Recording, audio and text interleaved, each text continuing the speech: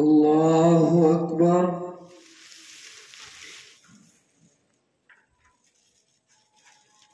الحمد لله رب العالمين الرحمن الرحيم مالك يوم الدين إياك نعبد وإياك نستعين اهدنا الصراط المستقيم صراط الذين أنعمت عليهم غير المغضوب عليهم ولا الضالين.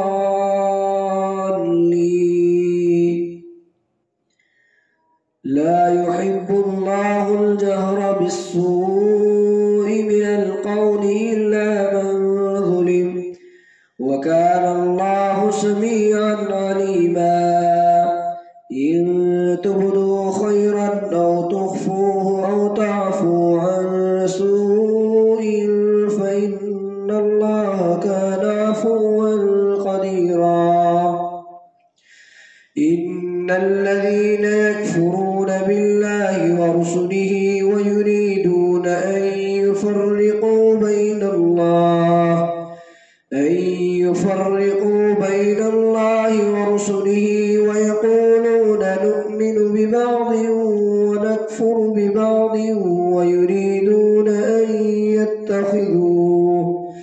ويريدون أن يتخذوا بين ذلك سبيلا.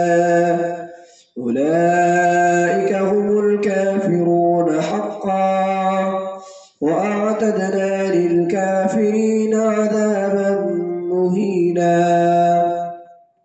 والذين آمنوا بالله ورسله ولم يفرقوا بين أحد منهم أولئك سوف يؤتيهم أجورهم وكان الله غفورا رحيما.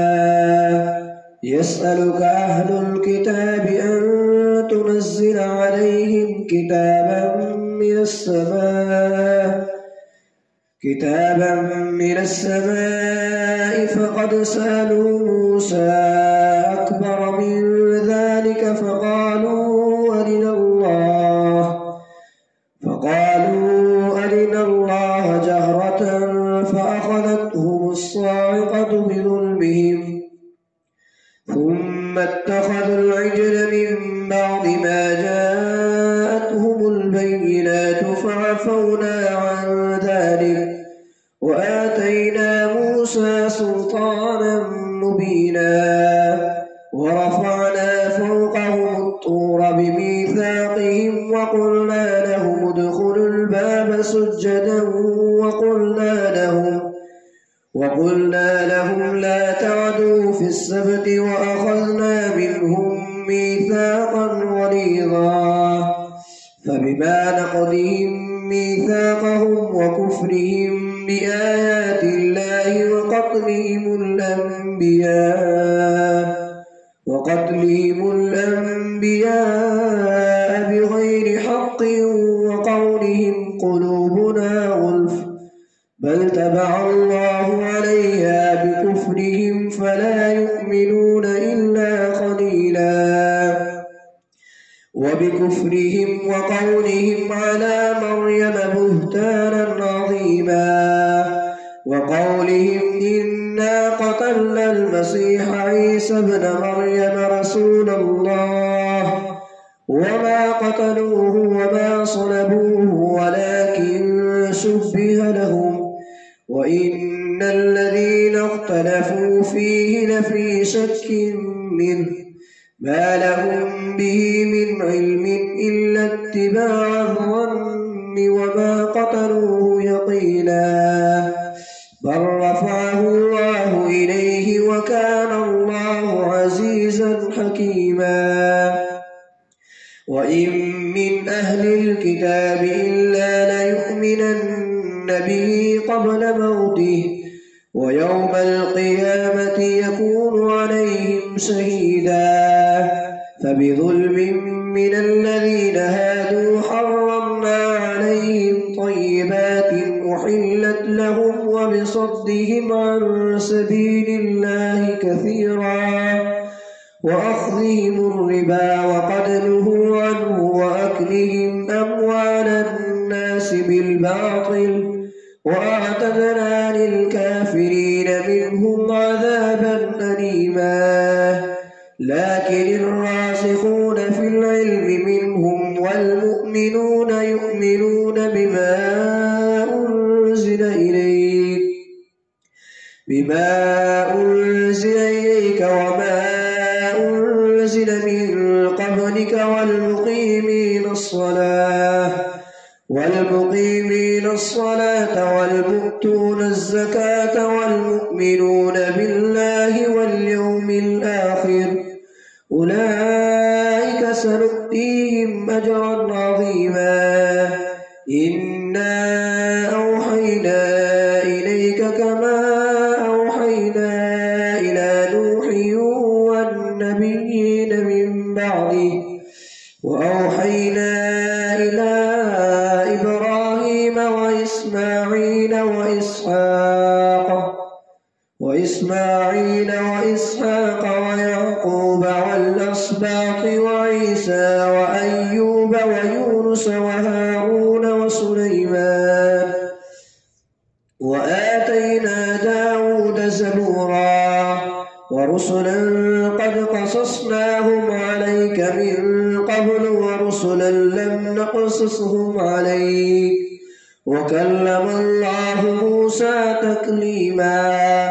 رسلا مبشرين ومنذرين لئلا يكون للناس على الله حجة بعد الرسل وكان الله عزيزا حكيما. لكن الله يشهد بما أنزل إليك أنزله بعلمه والملائكة يشهدون وكفى بالله شهيدا. إن الذين كفروا وصدوا عن سبيل الله قد ضلوا ضلالا بعيدا. إن الذين كفروا وظلموا لم يكن الله ليغفر لهم ولا ليهديهم طريقا إلا طريق جهنم خالدين فيها أبدا وكان ذلك على الله يسيرا.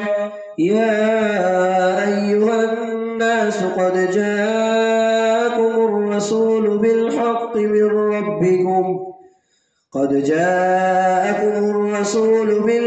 من ربكم فآمنوا خيرا لكم وإن تكفروا فإن لله ما في السماوات والأرض وكان الله عليما حكيما. يا أهل الكتاب لا تغلوا في دينكم ولا تقولوا على الله إلا الحق. إنما المسيح عيسى ابن مريم رسول الله وكلمته ألقاها إلى مريم وروح منه فآمنوا بالله ورسله ولا تقولوا ثلاثة انتهوا خيرا لكم إنما الله إله واحد سبحانه أن يكون له ولد له ما في السماوات وما في الأرض وكفى بالله وكيلا. لن يستنكف المسيح أن يكون عبدا لله ولا الملائكة المقربون ومن يستنكف عن عبادته ويستكبر فسيحشرهم إليه جميعا. فأما الذين آمنوا وعملوا الصالحات فيوفيهم أجورهم ويزيدهم من فضله وأما الذين استنكفوا واستكبروا فيعذبهم عذابا أليما ولا يجدون لهم من دون الله وليا ولا نصيرا. يا أيها الناس قد جاءكم برهان ربكم فأنزلنا إليكم نورا مبينا. يا أيها الناس قد جاءكم برهان من ربكم وأنزلنا إليكم نورا مبينا. فأما الذين آمنوا بالله واعتصموا به فسيدخلهم في رحمة منه وفضل ويهديهم إليه صراطا مستقيما. يستفتونك قل الله يفتيكم في الكلالة إن امرؤ هلك ليس له ولد وله أخت فلها نصف ما ترك وهو يرثها إن لم يكن لها ولد، فإن كانت اثنتين فلهما الثلثان مما ترك، وإن كانوا إخوة رجالا ونساء فللذكر مثل حظ الأنثيين. يبين الله لكم أن تضلوا والله بكل شيء عليم.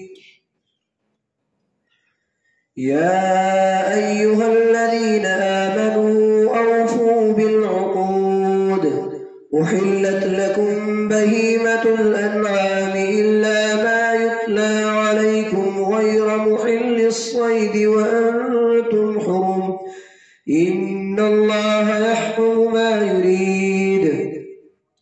يا أيها الذين آمنوا لا تحلوا شعائر الله ولا الشهر الحرام ولا الهدي ولا القلائد ولا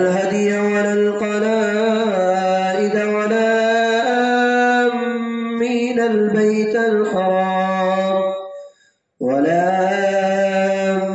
البيت الحرام يبتغون فضلا من ربهم ورضوانا. وإذا حللتم فاصطادوا ولا يجرمنكم شنآن قوم أن صدوكم عن المسجد الحرام أن تعتدوا، وتعاونوا على البر والتقوى ولا تعاونوا على الإثم والعدوان، واتقوا الله إن الله شديد العقاب. حرمت عليكم الميتة والدم ولحم الخنزير وما أهل لغير الله به والمنخنقة والموقوذة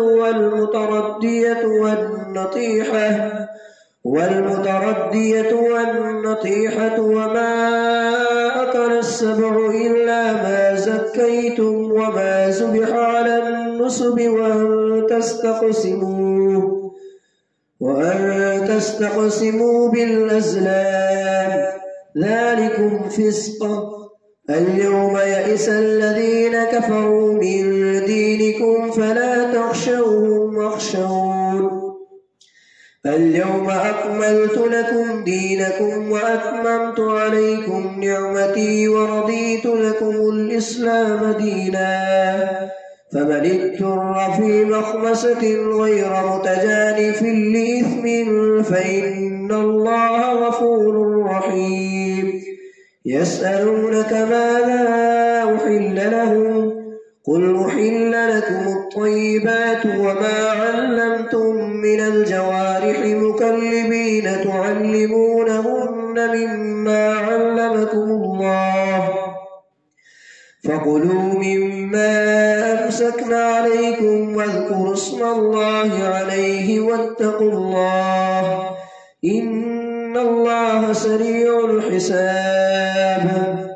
اليوم أحل لكم الطيبات وطعام الذين أوتوا الكتاب حل لكم وطعامكم حل لهم، والمحصنات من المؤمنات والمحصنات من الذين أوتوا الكتاب من قبلكم من قبلكم إذا آتيتموهن أجورهن محسنين غير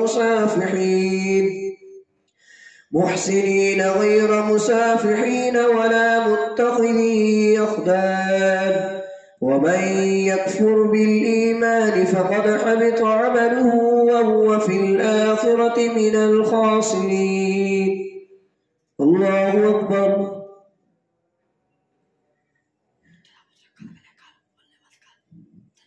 سمع الله لمن حمده. الله أكبر.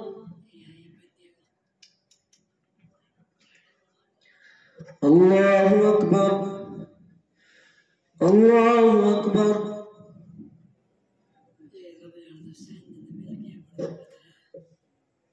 الله أكبر. الحمد لله رب العالمين الرحمن الرحيم مالك يوم الدين إياك نعبد وإياك نستعين اهدنا الصراط المستقيم صراط الذين أنعمت عليهم غير المغضوب عليهم ولا الضالين. يا أيها الذين آمنوا إذا قمتم إلى الصلاة فاغسلوا وجوهكم وأيديكم فامسحوا بوجوهكم وأيديكم إلى المرافق وامسحوا برؤوسكم وأرجلكم إلى الكعبين.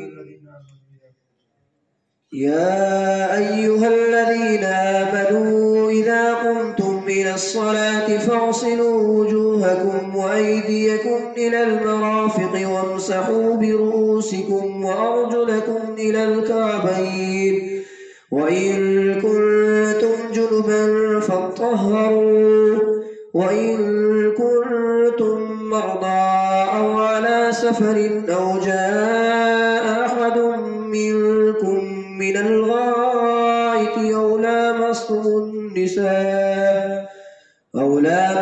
النساء فلم تجدوا ماء فتيمموا صعيدا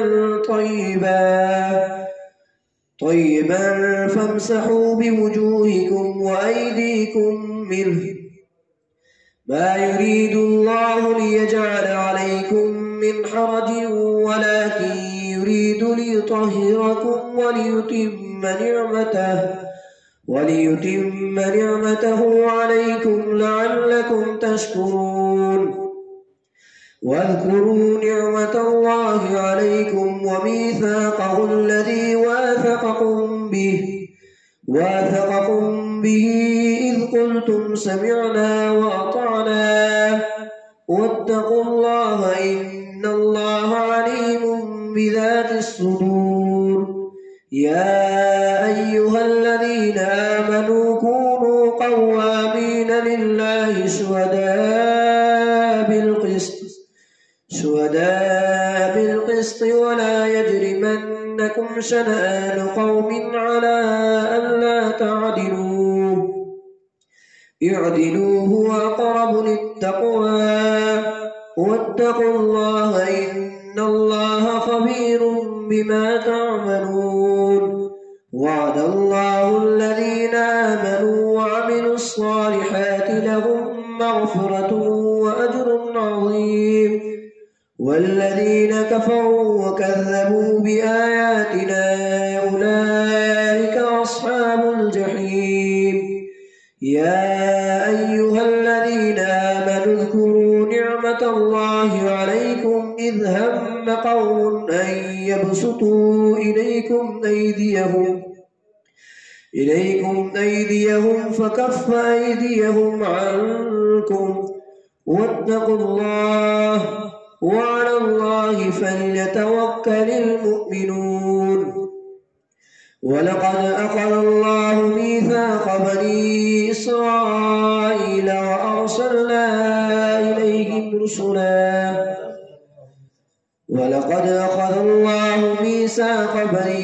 إسرائيل وبعثنا منهم 12 نقيبا وقال الله إني معكم لئن أقمتم الصلاة وآتيتم الزكاة وآمنتم برسلي وعزرتموهم وأقرضتم الله قرضا حسنا لأكفرن عنكم سيئاتكم ولأدخلنكم جنات تجري من تحتها الأنهار فمن كفر بعد ذلك منكم فقد ضل سواء السبيل فبما نقضهم ميثاقهم لعناهم وجعلنا قلوبهم قاسية يحرفون الكلم عن مواضعه ونسوا حظا مما ذكروا به ولا تزال تطلع على خائنة منهم إلا قليلا منهم فاعف عنهم واصفح إن الله يحب المحسنين ومن الذين قالوا إنا نصارى أخذنا ميثاقهم فنسوا حظا مما ذكروا به فأغرينا بينهم العداوة والبغضاء إلى يوم القيامة وسوف ينبئهم الله بما كانوا يصنعون يا أهل الكتاب قد جاءكم رسولنا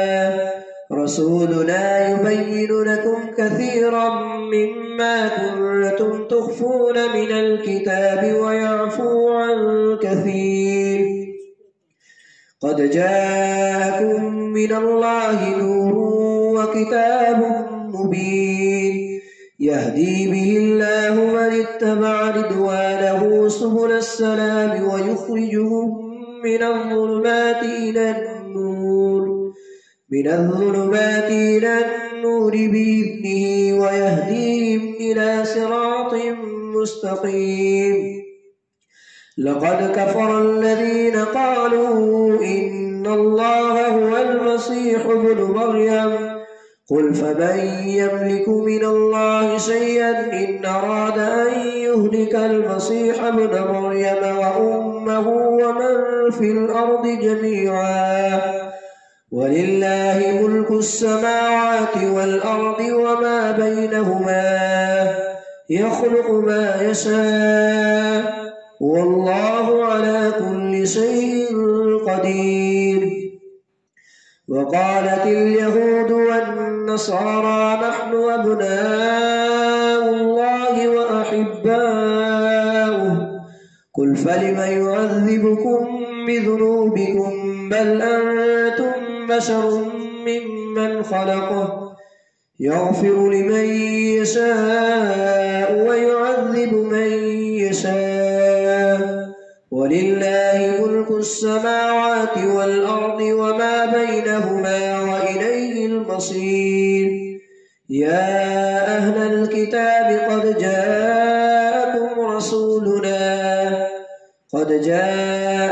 رسولنا يبين لكم على فترة من الرسل أن تقولوا ما جاءنا من بشير ولا نذير فقد جاءكم بشير ونذير والله على كل شيء قدير وإذ قال موسى لقومه يا قوم اذكروا نعمة الله عليكم إذ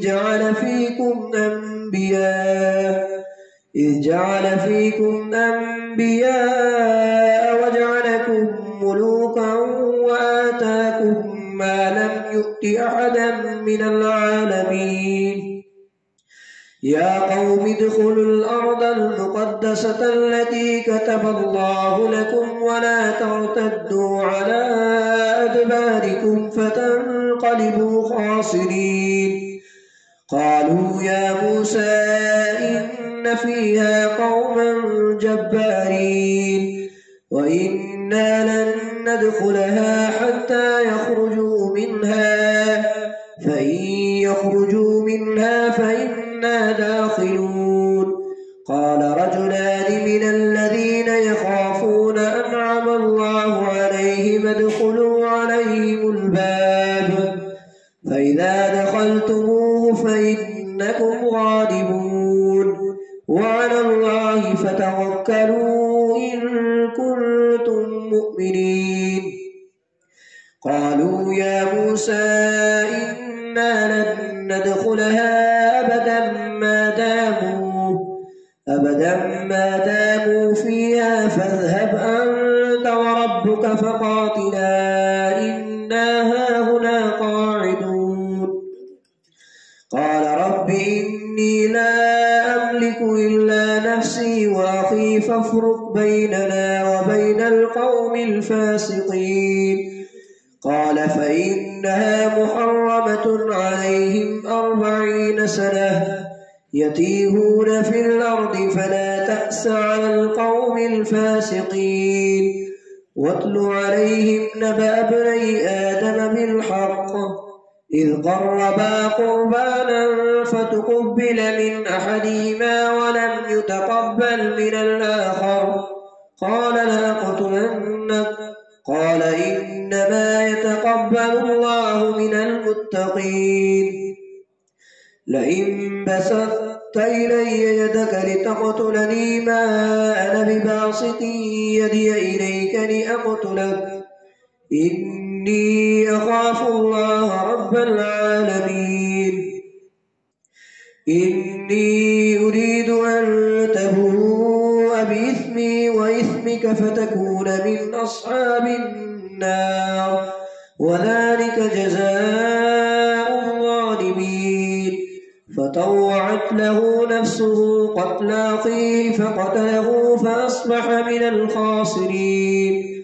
فبعث الله غرابا يبحث في الأرض ليريه كيف يواري سوءة أخيه قال يا ويلتى أعجزت أن أكون مثل هذا الغراب فأواري سوءة أخيه فأصبح من النادمين.